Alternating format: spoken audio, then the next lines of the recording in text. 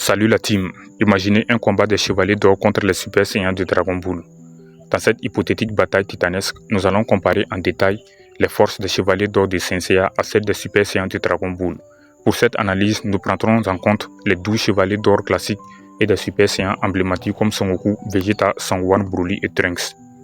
Si tu t'es pas encore abonné, tu peux le faire, car ça ne prend pas du temps. Et surtout, n'oublie pas d'activer la cloche de la notification pour ne pas rater certaines de mes vidéos. Et une chose les amis, s'il vous plaît, pas d'insultes ni d'injures dans les commentaires. C'est des dessins animés, ils n'existent pas. Merci. Vous savez, les chevaliers d'or représentent l'élite des guerriers d'Athéna. Ils sont les gardiens des 12 maisons du zodiaque et incarnent une puissance divine grâce à leur maîtrise du cosmos. Au niveau de leur force principale, je peux dire que tous les chevaliers d'or combattent à la vitesse de la lumière, voire au-delà même. Ils peuvent se déplacer et réagir à des attaques en une fraction de seconde. Côté technique surpuissante, je peux dire que les techniques de saga, par exemple le Eno Vert Dimension, piège ses ennemis dans une dimension parallèle. Côté attaque dévastatrice, je peux dire que chaque chevalier d'or possède une technique unique capable de raser des armées ou d'anéantir une planète entière. Au niveau de leur manipulation de l'espace-temps, je peux dire que des chevaliers d'or comme Shaka de la Vierge et Saga peuvent manipuler les dimensions et l'espace. Au niveau de leur résistance divine, les chevaliers d'or peuvent encaisser des attaques titanesques sans faiblir, notamment grâce à leur armure d'or forgée à partir du métal divin Orichalque. Au niveau de leur puissance cosmique, je peux dire qu'ils manipulent le cosmos, une énergie universelle qui leur permet de transcender les limites humaines et de rivaliser avec des dieux. Quels sont les points faibles des chevaliers d'or? Je peux dire qu'ils sont dépendants au cosmos, c'est-à-dire quoi? Leur puissance repose sur leur maîtrise du cosmos. S'ils sont privés de cette énergie, leur puissance chute drastiquement et c'est la fin pour eux pendant un combat. Leurs mentalités sont vulnérables aussi. Certains chevaliers d'or, comme Saga ou Kanon, ont démontré une instabilité émotionnelle. Nous allons analyser les forces et les faiblesses des Super Saiyans de Dragon Ball. Vous savez, les Super Saiyans sont les guerriers légendaires de l'univers de Dragon Ball qui sont capables de décupler leur puissance en fonction de leur transformation. Au niveau de leur force principale, je peux dire qu'ils possèdent des transformations exponentielles. Par exemple, le Super Saiyan 1 à 3. Chaque niveau multiplie la puissance du précédent par des facteurs très gigantesques. Le Super Saiyan God et Blue, je peux dire que ces transformations permettent d'atteindre un niveau divin, surpassant les limites mortelles. L'Ultra Instinct de Goku, qui est une technique permettant d'atteindre une vitesse et une précision quasi absolue. Au niveau de leur puissance brute, je peux dire que leur force physique est capable de détruire des planètes, voire des galaxies, d'un simple coup de poing. Côté vitesse surhumaine, je peux dire que les Saiyans se déplacent à des vitesses astronomiques, bien au-delà de la lumière, dans leurs formes les plus avancées. Au niveau de leur capacité d'adaptation, je peux dire que les Saiyans deviennent de plus en plus forts après chaque combat, grâce à leur capacité unique de progresser face à l'adversité. Quels sont les points faibles des Super Saiyans? Je peux dire que les Super Saiyans consomment énormément d'énergie pendant un combat. Par exemple, les transformations les plus puissantes, comme le Super Saiyan 3, consomment beaucoup d'énergie. Ils sont dépendants à l'endurance, c'est-à-dire quoi? Un Saiyan épuisé perd drastiquement en puissance. Maintenant, nous allons passer aux comparaisons de leurs forces. Je peux dire que les chevaliers d'or peuvent combattre ou se déplacer à la vitesse de la lumière, tandis que les Super Saiyans comme les SSJ Blue ou Super Saiyan 3 peuvent même se déplacer au-delà de la lumière.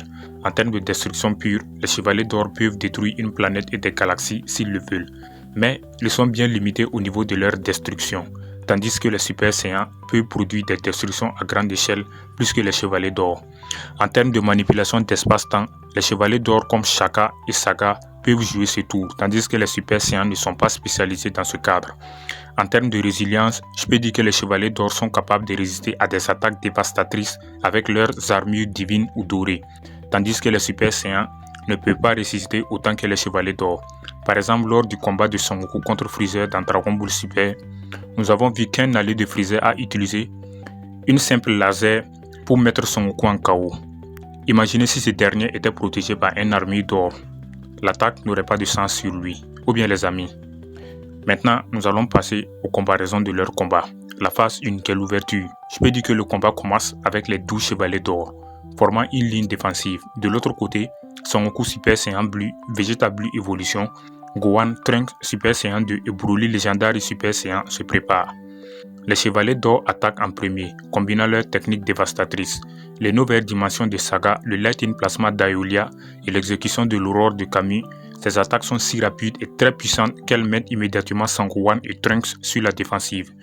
Son Goku et Vegeta ripostent avec des vagues d'énergie massive, comme le Kamehameha et le final Flash, qui forcent les Chevaliers d'Or à utiliser leurs armures et le mur de cristal de Mu pour se protéger. La phase 2, l'avantage des Super Saiyans. Au fur et à mesure que le combat avance, je peux dire que les Saiyans commencent à s'adapter. Goku active son Ultra Instinct, surpassant la vitesse de réaction des Chevaliers d'Or. Il parvient à esquiver toutes leurs attaques et à frapper Shura, Chevalier d'Or du Capricorne, et Didmasque, Chevalier d'Or du Cancer, les mettant temporairement hors du combat. Broly entre en furie, sa puissance brute écrasant les défenses du mur de cristal de Mu et repoussant plusieurs chevaliers. La phase 3, l'éveil des Chevaliers d'Or. Je peux dire que les Chevaliers d'Or réalisent qu'ils doivent unir leurs forces. Aiolos, Chevalier d'Or du Sagittaire, et Shaka, Chevalier d'Or de la Vierge, déploient leur technique ultime. Shaka ouvre le trésor du ciel, privant temporairement les Saiyans de leur sens. Cependant, Son Goku, grâce à l'Ultra Instinct, parvient à neutraliser l'effet. Aiolos tire une flèche de la lumière cosmique visant Broly, mais ce dernier la dévie avec sa puissance brute colossale. La phase 4, le clash final. Je peux dire que le combat atteint son apogée lorsque les deux camps utilisent leurs techniques les plus puissantes. Les Chevaliers d'Or lancent une Athéna exclamation, une attaque combinée équivalente à la puissance du Big Bang. Son Goku et Vegeta ripostent avec une fusion en Gogeta bleu, exécutant un Kamehameha ultime qui entre en collision avec l'Athéna exclamation. Je peux dire que l'explosion qui s'ensuit est cataclysmique, déchirant l'espace-temps et laissant les deux camps gravement affaiblis. Donc en conclusion, je peux dire que le combat se termine sur une impasse, c'est-à-dire quoi? Les Chevaliers d'Or sont victorieux sur le plan stratégique, grâce à leurs techniques sophistiquées et leur travail d'équipe. Les Super Saiyans, cependant, ont un avantage en termes de puissance brute et d'adaptabilité, les rendant presque impossibles à éliminer définitivement. Le vainqueur final dépend des règles imposées. Si le combat repose sur l'endurance, les Saiyans finissent par l'emporter, grâce à leur régénération et leur progression constante. Si le combat repose sur la stratégie et les capacités uniques, je peux dire que les Chevaliers d'Or prennent l'avantage. Ça c'est clair les amis. Dans tous les cas, cet affrontement reste un spectacle légendaire, opposant deux des factions les plus puissantes de la fiction. Je pense que c'est la fin pour cette vidéo. Si vous avez aimé, n'hésitez pas à la partager et à la liker. Ce qu'il y a, dites-moi dans les commentaires. Je réponds à tous les commentaires. Merci.